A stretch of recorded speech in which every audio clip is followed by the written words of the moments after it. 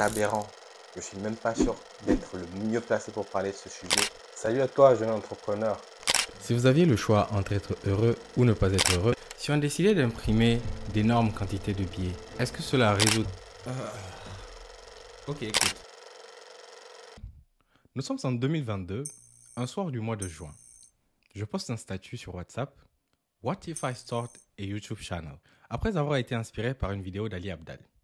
Une seule personne répondit à ce statut. C'était un de mes amis, Nana Abdul. D'ailleurs, je tiens à le remercier d'entrée de jeu. Nana, si tu me regardes, merci beaucoup. Cela fait donc plus d'une année que je crée du contenu vidéo. J'ai à mon actif 22 vidéos YouTube, plus d'une quinzaine de vidéos au format vertical et une vidéo en format podcast. Ça n'a pas l'air impressionnant, mais pour en arriver là, j'ai dû travailler comme un fou. J'ai dû apprendre des choses, apprendre à recevoir la critique et être en constante quête d'améliorer mon contenu.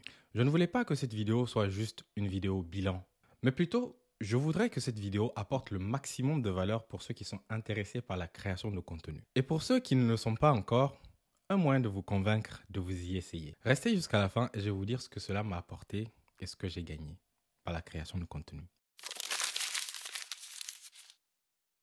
Je cherchais un moyen d'améliorer mon art oratoire et à devenir plus convaincant dans mes discours et mes prises de parole. Et comme je suis passionné par l'entrepreneuriat et que j'aime beaucoup lire, je me suis laissé tenter. Grâce aux vidéos que je fais, je suis rentré en contact avec des gens super sympas et je suis devenu beaucoup plus confiant. J'ai aussi appris à devenir beaucoup plus discipliné et à mieux gérer mon temps. En termes de connaissances, il ne faut vraiment pas grand-chose. Si vous êtes passionné par un sujet, par exemple, vous pouvez vous mettre dans la posture de quelqu'un qui partage ce qu'il aime. Et si vous êtes un expert du domaine, vous pouvez vous positionner en tant que guide. Et en termes d'équipement, vous avez juste besoin de votre téléphone. La différence se fait vraiment au niveau du choix du sujet et de si vous arrivez à le rendre intéressant. Si vous choisissez un sujet qui n'intéresse personne, peu importe la qualité de vos vidéos, personne ne va les regarder. Et c'est une des erreurs que j'ai faites à mes débuts. Encore aujourd'hui, je me demande comment est-ce que j'ai posté ma première vidéo. En réalité, vous pensez que les gens vont vous juger. Mais je vais vous dire un secret. Les gens s'en foutent royalement. Et donc, il n'y a aucune raison de stresser. Ah, ça c'est le point qui fâche. À mes débuts, quand une vidéo ne performait pas bien, je me sentais mal. Après, j'ai compris qu'il faut juste étudier pourquoi cette vidéo n'a pas bien performé. Est-ce que le choix du sujet était pertinent? Est-ce que j'ai mis de bonnes animations? Est-ce que j'étais convaincant dans mes prises de parole, etc. Et tout ça, je m'assure de le corriger dans la prochaine vidéo. Donc, je me suis vraiment mise dans une posture d'amélioration continue. Pour les commentaires, j'essaie juste de m'en détacher émotionnellement et de les analyser froidement. Et dans bien des cas, vous allez vous rendre compte qu'il y a des éléments dans ces commentaires-là qu'il vous faudra prendre en compte car ce sont vraiment des choses à améliorer.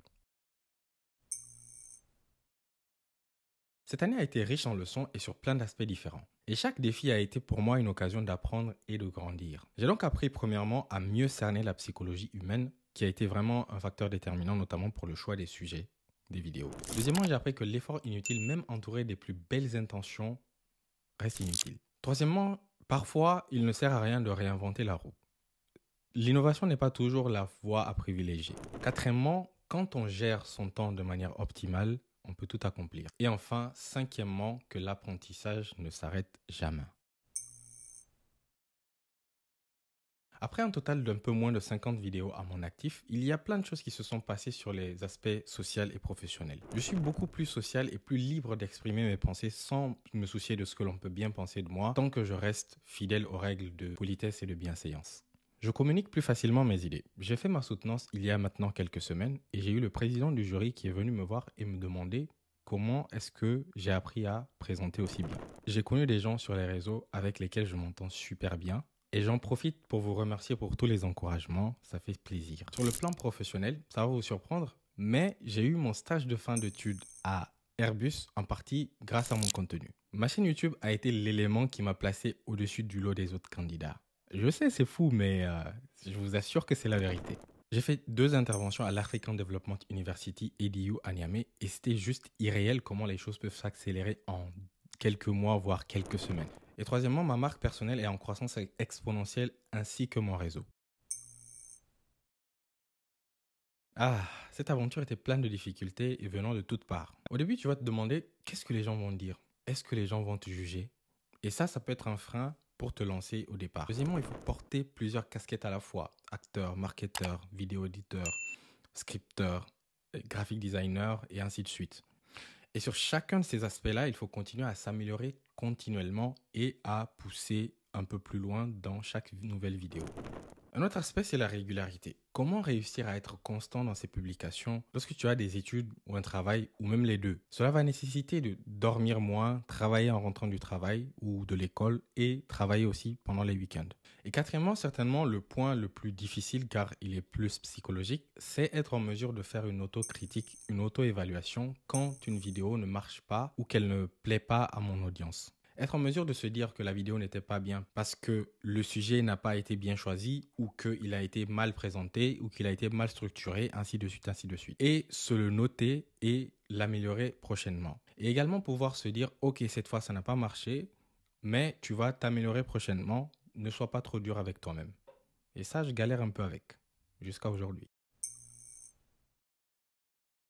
Ce sont surtout les commentaires et les messages d'encouragement et de remerciement que je recevais qui étaient vraiment des moments inoubliables pour moi.